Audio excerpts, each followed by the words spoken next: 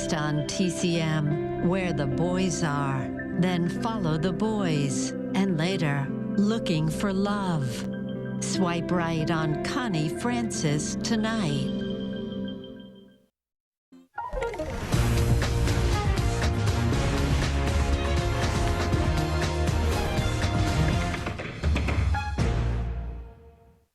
Good evening, I'm Ben Mankiewicz. Thanks for joining us on TCM, where tonight's lineup is dedicated to movies starring Connie Francis, the chart-topping pop singer and actress who inspired generations with her voice and resilience. Died July 16th. She was 87.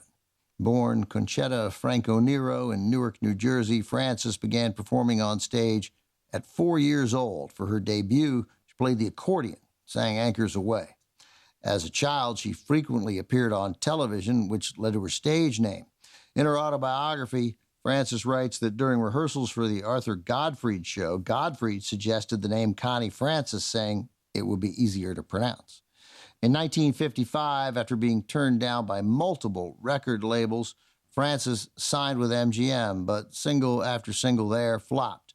2 years later, she was ready to give up and pursue a career in medicine when her father convinced her to record a song from 1923 called Who's Sorry Now.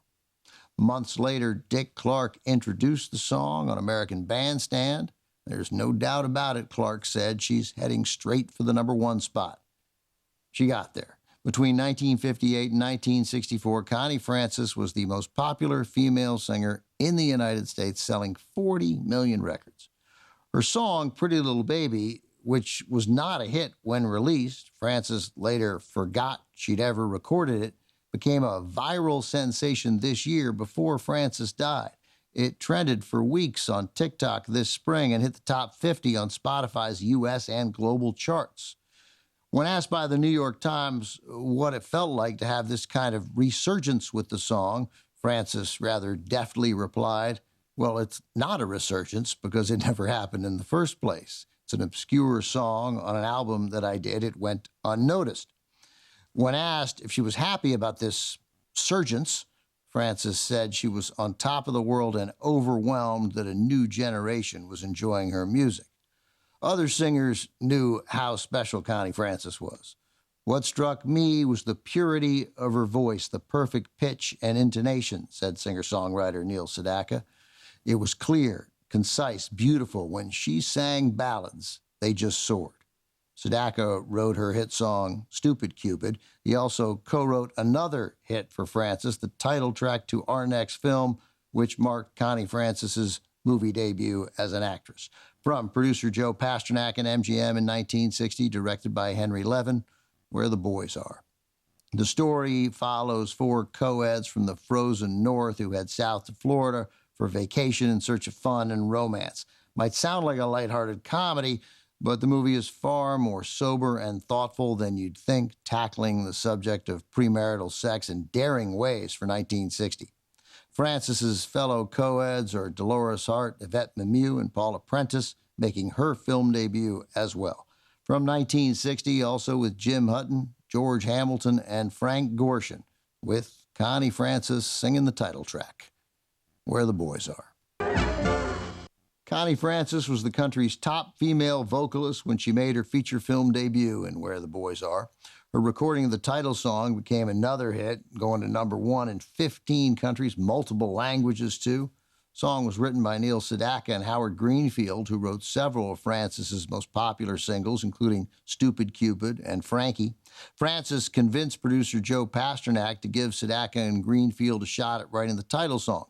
Pasternak, who had every major songwriter in the business working on contingency for Francis, was reluctant. He eventually gave Sedaka and Greenfield 1 week to come up with the song. They came up with 2. Pasternak loved both songs so much he had Sedaka and Greenfield dream up another tune, Turn on the Sunshine, for the middle of the movie. Few could turn on the sunshine like Connie Francis, who radiated this goodness, this sweetness whenever she sang. Coming up, we'll continue to honor Connie Francis tonight as she reunites with Paula Prentice in a romantic comedy about 4 girls causing mayhem across the Riviera. From 1963, Follow the Boys is next on TCM. Next on TCM, Follow the Boys, then Looking for Love, and later, When the Boys Meet the Girls. Hold hands with TCM tonight.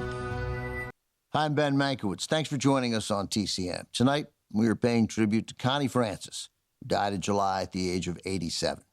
Just months prior to her death, Francis, whose heyday as a singer came from 1958 to 1964, when she sold more records than any other woman in the business, became a star again in 2025.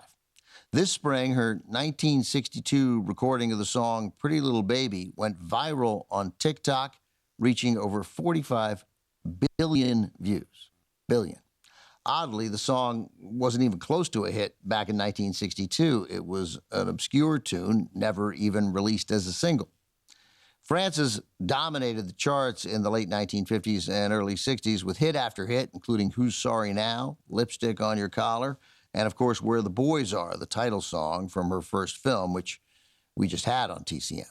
Up next, the second of 4 films Francis made for MGM during the peak of her movie career.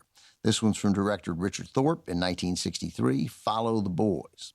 The story follows 4 seagulls. Those are Navy wives or girlfriends who follow their men from port to port, in this case causing a degree of mayhem on their adventures across the Riviera. Coming 3 years after Where the Boys Are, where Francis had a key supporting part, she leads the cast of Follow the Boys. She's joined by her Where the Boys Are co-star Paula Prentice, along with Janice Page and French actress Dani Robin. Though the plot here is a bit flimsy, the scenery and production values are rich, filmed on location on both the French and Italian Rivieras in Nice, Cannes, and Santa Margherita. The film's most memorable moments are undoubtedly the songs performed by Francis, which include the bubbly Greek-flavored tune Tonight's My Night, as well as Italian Lullaby and the title song. Playing the boys here are Russ Tamblyn, Richard Long, Roger Perry, and Ron Randell. From MGM in 1963, Connie Francis in Follow the Boys. Follow the Boys wasn't nearly as successful as its 1960 predecessor, Where the Boys Are. It did, however, fare well enough at the box office, no doubt in part to Connie Francis, who was not only MGM's biggest-selling artist at the time, but America's #1 recording star. While the film received a handful of favorable reviews for Francis, most critics panned it. In her 2017 memoir, Among My Souvenirs, The Real Story, Francis amusingly remembered those lousy notices. One critic wrote, "What can be said about a movie in which the ship gives the best performance?" Another claimed it was the biggest naval disaster since Pearl Harbor. But the harshest review, that one came from Connie Francis herself, who at the time of the film's release told the press, "Look, fellas, I walked out on it myself. Better than falling asleep." Surprised the MGM Lion didn't walk out. Always honest, always charming, Connie Francis never shied away from the fact that she didn't care much for making movies. She would have much rather been on stage, singing and performing, but the movies were part of her recording contract with MGM, a contract, by the way, that gave her complete autonomy and creative control, something unheard of for a female performer at the time. Coming up, Connie Francis is a firebrand with big ideas about men, music, and marriage in a star-studded 1964 musical comedy from MGM. Looking for Love is next on TCM. Hello, Ben Mankiewicz with you. Thanks for joining us on TCM as we continue with tonight's tribute to Connie Francis. The singer and actress died in July at the age of 87, leaving behind an impressive legacy in music and movies. The first woman to record a #1 hit on the Billboard charts, Connie Francis became a big part of the sound of her generation, giving voice to heartache, happiness, and just about every emotion in between. During her heyday in the late 1950s and early 60s, Francis topped the charts in 15 countries, singing in as many as 13 languages, including Italian, French, Spanish, Yiddish, German, and Japanese, all flawlessly, by the way. She became one of the top-selling vocalists of all time. Between 1958 and 1964, Connie Francis sold 40 million albums, more than any other female singer. And she stayed genuinely herself through all her highs and some devastating personal lows. demonstrating this combination of grit and irresistible charm, which is what attracted Hollywood to Connie Francis. She brought her musical talents to the screen in 4 films, all of which we're showing tonight. Up next, a colorful comedy directed by Don Wise, co-starring Jim Hutton and Susan Oliver. From MGM in 1964, Looking for Love. Connie Francis plays an aspiring singer who, after only a month in Hollywood, gives up her dreams of show business to pursue her real ambition, getting married and having kids. She sets her sights on a tall, good-looking guy played by Jim Hutton, decides he's the one. But this is a movie, so other things happen. The plot is a bit nonsensical, but the movie does include Johnny Carson 2 years into his run as the host of The Tonight Show in his big screen debut. He plays Johnny Carson, host of The Tonight Show, but is somehow unconvincing in the role. He's weirdly stiff. He winks awkwardly, for example, during Francis's number called When the Clock Strikes Midnight. In 1987, the only really great TV critics who ever lived, Gene Siskel and Roger Ebert, appeared on The Tonight Show to review Looking for Love. Mostly, they made fun of Carson, who said he made the movie because the studio offered him $20,000, and that was just too much to turn down in the early days of his show. Carson used to joke that the movie was so bad it was transferred to flammable nitrate stock. Anyone who delivers a solid nitrate film joke deserves a place in the TCM Hall of Fame. Anyway, the movie is fun, and Connie Francis is always worth watching and listening to. From 1964, produced by Joe Pasternak, with a cast that forms something of a Where the Boys Are reunion. Connie Francis, Jim Hutton, plus appearances by Yvette Mimieux, Paula Prentice, Barbara Nichols, and George Hamilton. This is Looking for Love. One of the most commercially successful female vocalists of all time, Connie Francis mostly sang about love, but her personal life was full of heartbreak. She was married 4 times, but never to the love of her life, singer Bobby Darin. Francis met Darin in 1956 before they were stars. Darin and his songwriting partner Don Kirshner brought Francis a song to record called My First Real Love. The title was prophetic because Francis and Darin soon started a passionate romance. Darin wanted to marry Francis, but her father, who in Francis's words wasn't merely strict but a vigilante, chased Bobby Darin off with a gun. In 1960, the two reunited on The Ed Sullivan Show. They performed 2 duets, both of which are available to watch on YouTube. In those videos, you can see just how deep their love and admiration for each other went. In her 2017 autobiography, Connie Francis revealed that every love song she ever sang was her own private dedication to Bobby Darin, and that throughout her life, no one in her head or in her heart ever came close to him. Darin, as many of you know, married actress Sandra Dee in 1960. They eventually divorced 7 years later. Coming up, our tribute to Connie Francis continues with the last feature film she made for MGM. It's a groovy remake of the George Gershwin musical Girl Crazy. When the Boys Meet the Girls is next on TCM. Good evening, I'm Ben Mankiewicz. Thanks for joining us on TCM, where we're wrapping up tonight's salute to the first queen of pop music, Connie Francis, who died in July. She was 87. Connie Francis reigned over the music industry from the late 50s until the middle of the 60s, becoming the first female solo artist to reach #1 on the Billboard Hot 100. Not once, not twice, but 3 times. After the arrival of the Beatles to the United States in 1964, pop music went off in a new, edgier direction, ending Connie Francis's dominant run. But then, 61 years later, this spring, a few months prior to her death, Connie Francis experienced a remarkable resurgence in popularity when a 1962 track, a song never released as a single, Pretty Little Baby, went viral on TikTok, racking up more than 45 billion views. Francis then joined TikTok. That's right, Connie Francis joined TikTok, offering her heartfelt thanks to the community and saying she was both flabbergasted and excited about the huge buzz her rendition of the song, which she had actually forgotten she'd ever recorded, was getting. Francis even posted a video of herself lip-syncing to the song with her puppy. Connie Francis burst onto the music scene in 1958 with the hit Who's Sorry Now?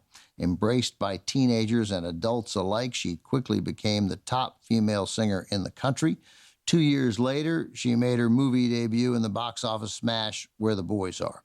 Following the film's success, MGM quickly built a string of romantic comedies around Francis. Up next, we have the fourth and final film Francis made for the studio. It's a far-out remake of the George and Ira Gershwin stage musical Girl Crazy, which had been adapted for the screen twice before, including a 1943 film with Mickey Rooney and Judy Garland. This one is from 1965 with a fresh 60s title meant to capitalize on Connie Francis, When the Boys Meet the Girls. Francis plays Ginger, a Nevada postal worker trying to save her father's ranch from gangsters with the help of a footloose millionaire played by Harve Presnell. But it's the music that takes center stage, with performances from Louis Armstrong, Sam the Sham and the Pharaohs, Liberace, Herman's Hermits, and of course Connie Francis, who gives new spirit to some Gershwin tunes, including But Not For Me and I Got Rhythm. There are also several numbers written especially for Francis, including the title song. From 1965, directed by Alvin Ganzer, When the Boys Meet the Girls. When the Boys Meet the Girls marked the last feature film Connie Francis made for MGM. She was thrilled about that. She never wanted to be an actress. She preferred to be on stage or in the recording studio. Over the course of her career, Francis sold more than 200 million records worldwide, sang in as many as 13 languages, all while bridging almost every style and genre of music. But her resilience offstage, her consistent ability to overcome life's most challenging circumstances, came to define her. Between 1974 and 1988, Connie Francis suffered a series of traumatic personal setbacks, including a violent sexual attack in a hotel after a concert, the temporary loss of her voice, the murder of her only brother, and years of involuntary psychiatric commitments and misdiagnoses. A survivor through and through, Francis managed to come back from all of it with grace and dignity, and she became a tireless advocate for mental health, veterans, and victims of violent crime. I'd like to be remembered not for the highs I've reached, but for the depths from which I have risen, Francis said of her legacy. It was fighting to get out of those lows that I feel most proud of, adding, I think I did okay. Those words, I think I did okay, are what she had inscribed on her tombstone. Coming up, a jukebox musical that Connie Francis provided the vocals for in the years before she became a star. Jamboree is next on Turner Classic Movies.